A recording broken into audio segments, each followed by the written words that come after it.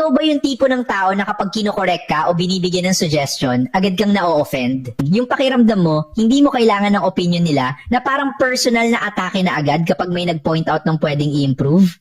Kung madalas kang na-offend kapag kinokorek ka, hindi ka mag-grow sa buhay. Kailangan mo ng mga totoo at honest people sa paligid mo. Honesty is what pushes you to move, to improve, and to truly grow. Pero kung mas strong ang ego mo kaysa sa willingness mong matuto, you'll stay stuck in the same cycle. Nag-iiba lang ang kalalabasan o outcome. Hindi lahat ng correction na galing sa mga taong may concern sa'yo ay paninira. Kapag galing sa mga taong totoong nagpapahalaga sa'yo, that's guidance, not an attack. Salamin yan, a mirror and a chance para mag-improve, mag-evolve at mag-elevate. Every reflection counts. Ego wins, growth loses. Kaya huwag mong hayaang matalo ka ng sarili mong pride. Kasi yung mga taong may tiwala talaga sa'yo, they will check on you. Dahil gusto nilang makita kang manalo. Every time na na-offend ka sa advice nila at hindi mo tinatanggap, you're choosing pride or ego over progress. At guess what?